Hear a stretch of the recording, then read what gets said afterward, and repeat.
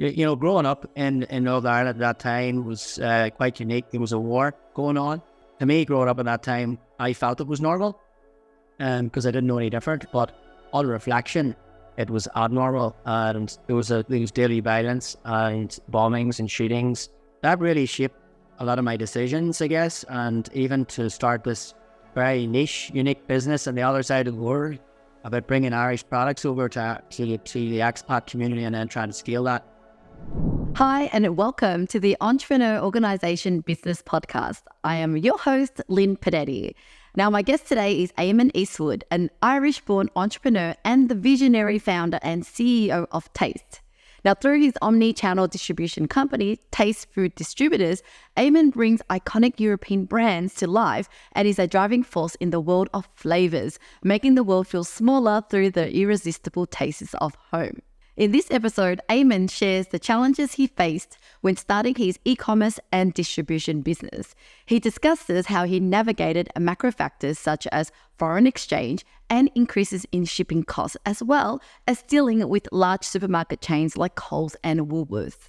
You will learn about the challenges involved and what it takes to really grow a product business successfully.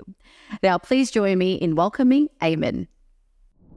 Welcome to the show, Eamon. How are you today? Yes, I'm very good, Lynn. It's absolutely a pleasure to be here. I know you've got your nice cup of tea there. Thank you so much. So this is Barry's tea from Ireland. Yes. And this is Eamon's product here. I've got the tea right here to try. And this is going to be one of the memorable experience on doing a podcast. Yeah, we're huge tea drinkers in Ireland. You know, it doesn't matter what the occasion, whether it's a crisis or we're celebrating something. You go to somebody's house to say, do you want a cup of tea? And it's just a beautiful way to say, do you want to chat? Sit down and give me the crack and tell me what's going on in your life. And that's what I use a cup of tea, I think, the tea for, you know. Well, perfect timing because my goal is to have one coffee a day and the rest is tea or something else healthy. So, but before we get distracted talking about other things, we're here to really learn more about your journey and kind of understand some of the challenges you've had in business. So take us through, how did you, I know you've got an Irish accent, you're from Ireland and you're now here in Sydney. So tell us a little bit about your backstory. Yeah, well, look, I was born in Northern Ireland, in the north part of Ireland, 1976. And I left there when I was 18 to go to university in Glasgow. I lived in the States for a while and then I came to Australia. But, growing up in Northern Ireland at that time was quite unique. There was a war going on, between, I guess, the IRA and the British state forces. So to me, growing up at that time, I felt it was normal because I didn't know any different. But on reflection, it was abnormal, and there was daily violence and bombings and shootings, and it really, on reflection, I've been an expat for over 25 years now. You reflect on your childhood and the environment you grew up in and how it shaped you, and I think I'm no different. That growing up in that sort of environment, your community becomes really, really tight, and community is really, really important. And it was more because it was about our identity, and the pride of that. So that really shaped a lot of my decisions, I guess. And even to start this very niche, unique business on the other side of the world about bringing Irish products over to the expat community and then trying to scale that was really about that's a community and being, I guess bringing pride to where I'm from and making those people proud of that, and being part of a vibrant Irish community, because the community that I came from and grew up in was, I guess it was broken because of the segregation and the sectarian divides where I came from. So that's really shaped my decisions in business, the early decisions in business, and it gave me a lot of passion and fuel to get it started. And then, but I don't know if it was enough to sustain it. It really had to be more business focused, and was there demand for these products, and could we get them into the big channels, the big supermarkets and stuff. So that I think was really the seed that dropped for me. Now, my surname is Eastwood as well, and funny enough, it's not an Irish name, but it's synonymous in the small town that I came from in Ireland. They were all in business. They were a very entrepreneurial family. more particularly tradesmen or agriculture, which tends to be quite a big dominant trades in that part of Ireland. And so we were very entrepreneurial from day one, and my uncles and aunts and grandfather, all his shops all around the street, the town where I'm from, and Eastwood was up there, and I used to work in those shops. We had a clothes shop, and so maybe that's where I got my love for fashion as well. And so that planted the seed too, that I think it was in my DNA as well. So when I came down here, there was no Irish food products when I came here as a 24-year-old for the Olympic Games, and I wanted to work at the Olympic Games, which I did, and then I wanted to stay here, and I started this business a few years after that, and we've grown it ever since. Okay, so tell me more about your businesses. So Taste Island, I know it has kind of different divisions. So yeah, share a little bit of that as well. Yeah, so quite recently in 2018, I changed the structure of the business where the B2B part of the business was Taste Distributors, and then Taste Ireland, which was the original name, and became the online store specifically, and all our social media channels spoke to that customer, the end user. And then last year we started the British Corner store as well, which is replicating our success with the Taste Ireland store, and we definitely could do that with other nationalities in some way. So at the essence of the business is, making the world smaller through the taste of home. Is that taste of home, that emotional attachment that people have with the brands that they're familiar with when they grew up as kids. And that's powerful, really is. And that's the essence of what we do is that belonging to home and that connection to home, whether if someone's sending a hamper from one part of the world to the other. And so that was a powerful part with online, but it's always been B2B and D2C from day one, Lynn, where even back as when we first started in 2005, I had an online store, and it wasn't long after the .com bubble, and Facebook hadn't even started.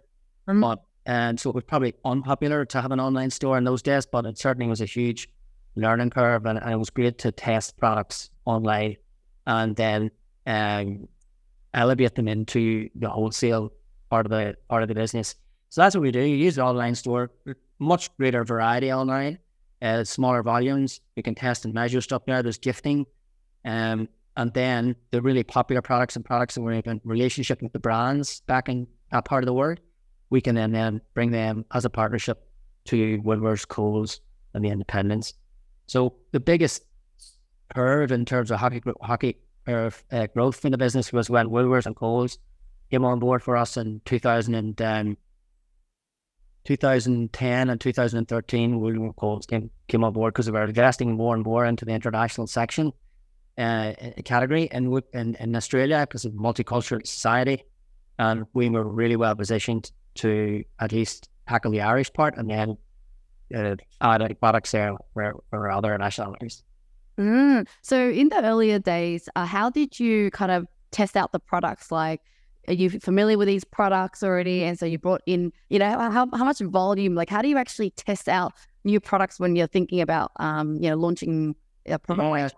No, it's a great question. I was really scaled and growing. It's even more vital to not be bringing over products that are just not going to move, and I guess we are very data centric. We do have really close relationships with all the food bodies back in the UK and Ireland, and obviously the brand manufacturers. And in this space, the word nostalgia tends to pop up quite a lot, where there's a recognized brands that have huge traction, and not just in the domestic market, but and they've obviously exported as well. Some of these brands, like McVitie's or Jacobs or Roundtree's, really well-established brands. So that gives the buyer, let's say the Woolworths or Coles buyer, a bit of confidence that, these brands have been operating for 25 years. We've got scanned data proof of the sales in the domestic market. And that really gives them the confidence to try them on their shelves in Woolies and Coles, because in the international section, it's limited space, and they just want the best of the best. It's just like a highlight reel of the most nostalgic, popular products. But in saying that, look, we listen to the customer gives us feedback on what products they would like to see down here. There's an absolute move, as you can see in the market, a move towards better for you products, healthier products.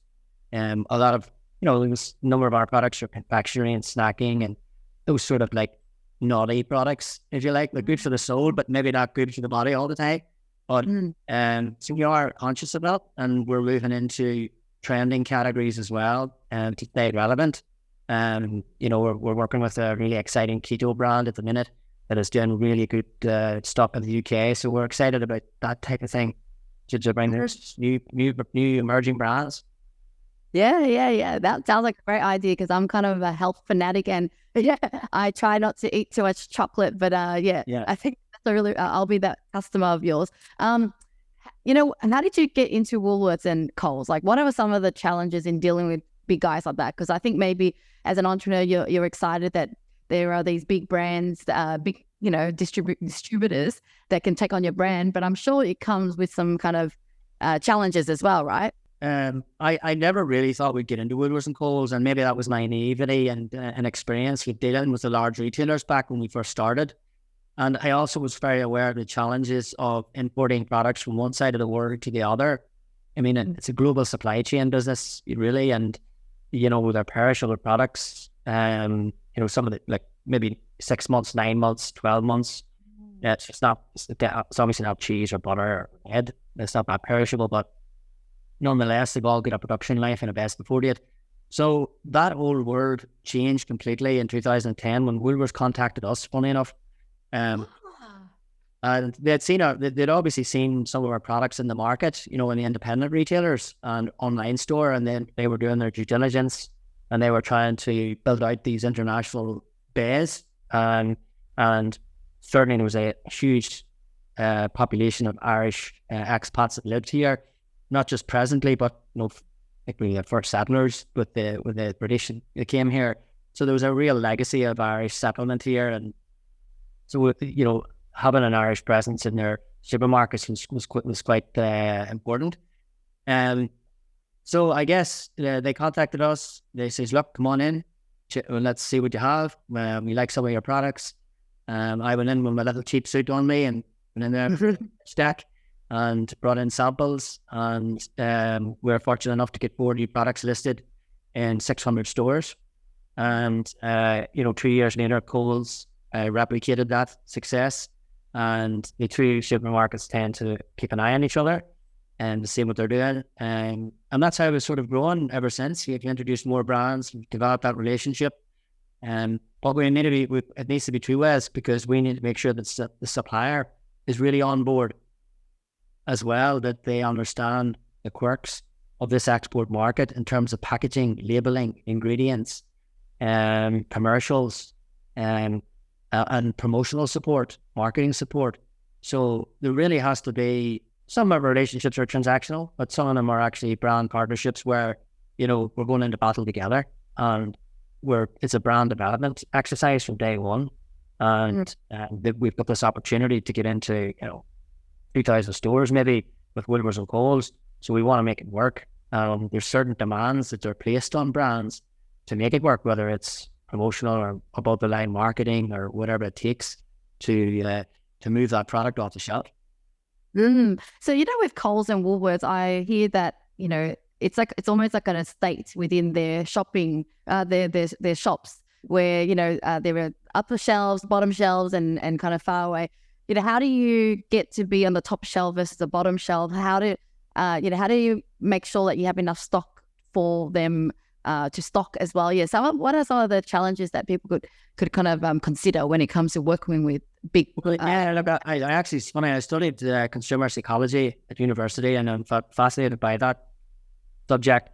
And if you think about the layout of supermarkets, the old adage in retail is eye level is buy level. So if it's at your eye level, you're typically going to buy that first, and they tend to be the bigger margin products in the supermarkets.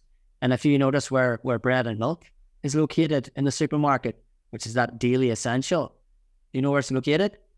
Far away, because you can get it. Yeah. Supermarket, so you have to walk through the whole supermarket to get it, and hopefully you'll pick up a few other little items in your way, and that's the intention. So the whole psychology of the layout of it, and the products at the bottom maybe be home brand or tend to be maybe slower moving products. But I guess in the bigger categories, I would imagine that there would be some funding going towards getting in a prime position.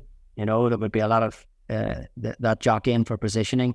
And even within our category, which is more of a destination shopping category, where it's the international space, it's very quickly, you can see that the impulse brands, the confectionery, the snacking, moves really quickly. And that's the most key thing in supermarkets, Lynn, in terms of metrics, in terms of measurables. It is how many units per week per store is that product selling? And this is a metric across every product in these supermarkets, is that there's certain hurdles to hit. And if you're not hitting those hurdles, then there's a good chance it'll be delisted, and you need a product that's going to move quicker. So they'll have expectations within a category of subcategories of how those products are going to perform. And if they're not performing, then they're going to get delisted. So it's all real estate at the end of the day, right? Yeah. Else is real estate, and they need to be paying the rent, those products. So that's the way they view it. That's pressure. Yeah. And I mean, with dealing with them, do they also usually have like a long payment terms as well? So it can be quite, I guess, risky for distributors. Yeah, also. Absolutely. Yeah, you got to measure you got to manage your financial component in terms of risk and when you're getting paid. So there's negotiations with your suppliers to get terms. And in terms, it takes 60 days to get the product from Europe to here on average. So, let's say your supplier gave you 30 days. That's not good enough, because the products aren't even halfway to Australia and they weren't paid. And so it's so vital that you have negotiated, payment terms that give you a bit of breathing space to then, once it arrives in Australia, then you start the sales cycle. And then equally, your bigger retailers might have certain terms as well. So you want to negotiate favorably there, that you're getting paid on time, because you could end up in a scenario where you're bankrolling the supplier and the retailer for 6 months. So that's not sustainable. And it's just, it was very much like that, in the early days, where we had to do inventory financing just to get going, which is certainly eating into the margin of which is relatively thin margins in this game, right? So we had to fight our corner in terms of the supplier, saying, look, we're building this volume, we're building this brand, your brand in this market. We need more elasticity in the current payment terms. And then we have to play hardball with the big suppliers as well and say, look, we really want to service you. You got to pay us on time to give us that that end. So this is the management, so of the two sides of the coin. Yeah. Do you have to have people on the ground in Ireland to kind of negotiate with suppliers and things, or you can do it all remotely? Yeah, it's all remotely. I've used business, some food consultants recently, actually, in the UK. But by and large, I used to go home, like post-COVID. I'd fly home every year, just did different food shows in Europe and the UK and Ireland, and just the regular check-ins with the suppliers, virtually. So we were doing the virtual thing well before COVID kicked in, and that keeps the whole communication alive and see what's relevant in the market. So most of it is done virtually. Gotcha. And in terms of importing challenges, what's been happening since COVID, or even after COVID time? Yeah, look, recently, and it's been quite the challenge. COVID, funny enough, had its challenges where we lost a number of independent retailers, like bars and cafes, but they keep selling, right? But then the online took over. It was growing 60% year on year during COVID, and now it's sort of stabilized at that height, which is really encouraging, and then starting to sort of grow a little bit more too. So it's really boosted the online side of the business. So we're really grateful that we had that diversity within our business model. So I was quite optimistic. But then the second year of COVID, supply issues really started to mount up, where, domestic supply in Europe was getting priority over export. And there was a real skeleton staff crew in these factories that were doing the pick packing and the distribution, the dispatch and stuff. So there was huge delays of goods coming out. So that's why there's such empty shelves when we were supposed, because it was happening across the board. So that was really hurting us. And then when that started to stabilize, the shipping prices went up like 3-4 times out of Europe, the cost of shipping.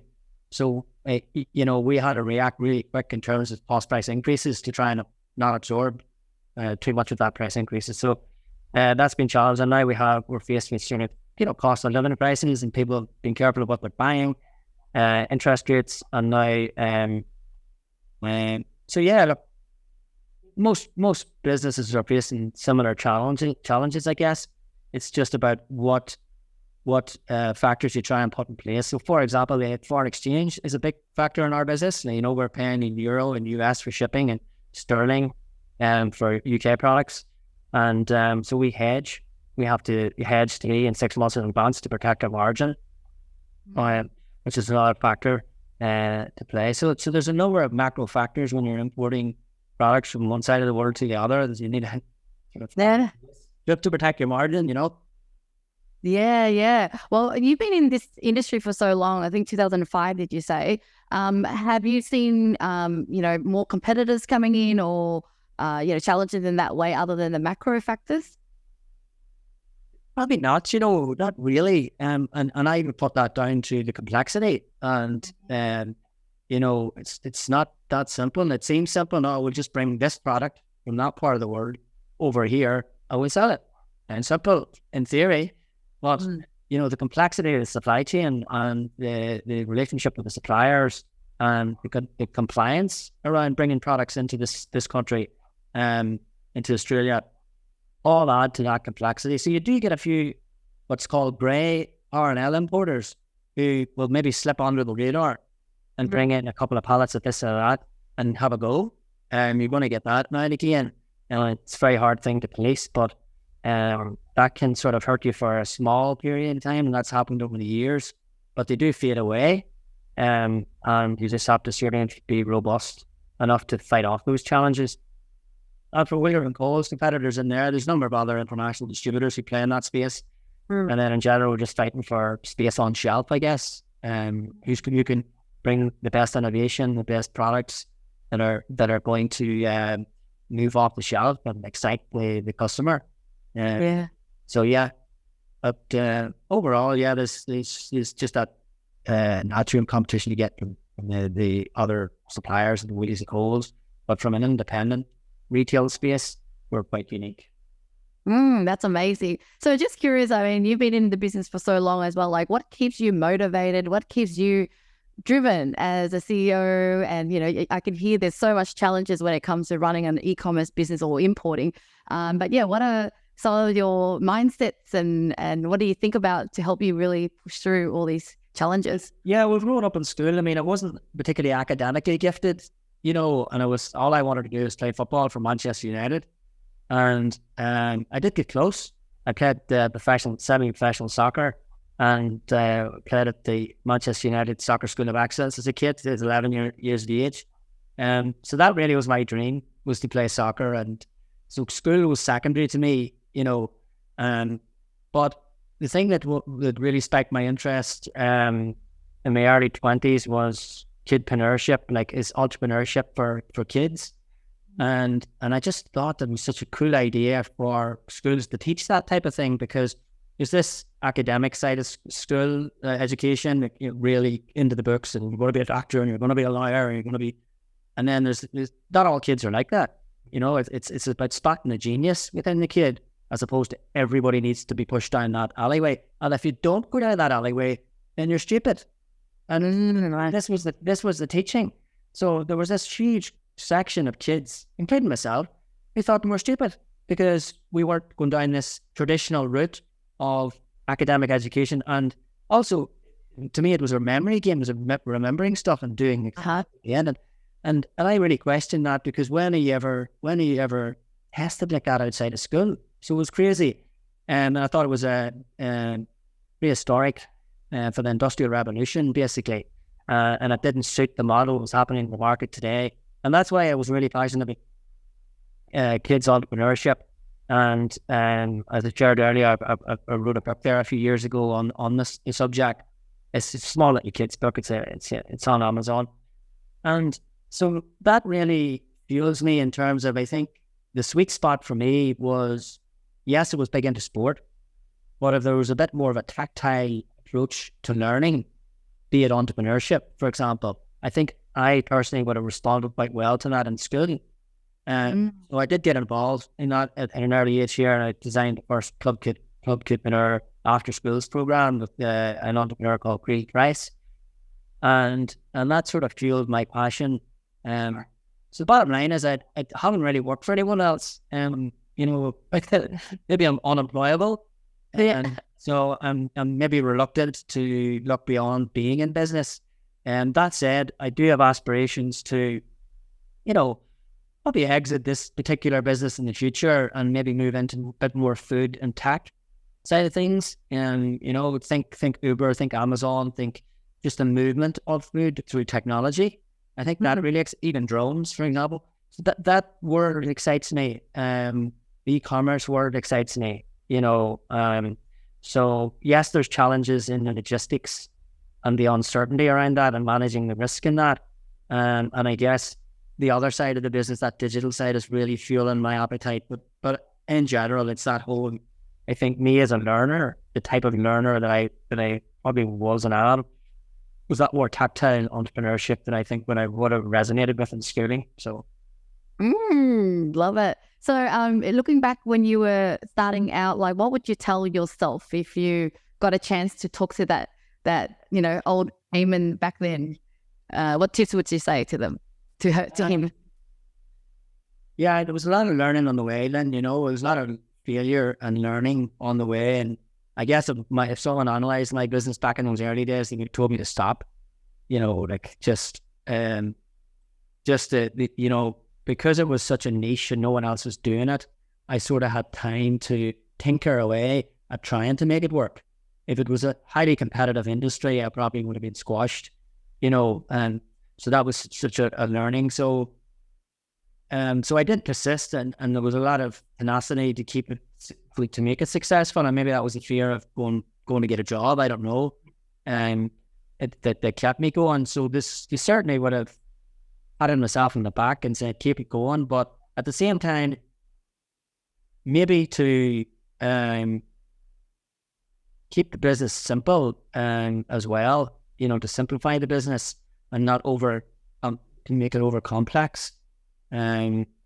Maybe bring in a 2IC stroke partner a bit earlier, perhaps, to carry some of that burden and to share some of the growth strategies. That it was really lonely in those early days and trying to work it all out myself. I didn't know anything about importing, exporting, customs, quarantine, Woolies and Coles negotiations, supplier negotiations. So it was really on the tools learning for a long time. And I guess bringing in a mentor type C2IC would have really helped.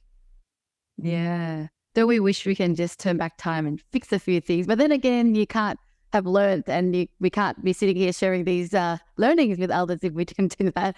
Yeah, very true. I mean, definitely the I have to say that the foundational grounding level is probably what's sustaining me now, because it's rock solid. Like, I mean, I know it came from my bed. I imported 50 boxes of chips and stored them in my bedroom near Burwood, and I delivered them to Irish pubs at night while I was working in construction during the day.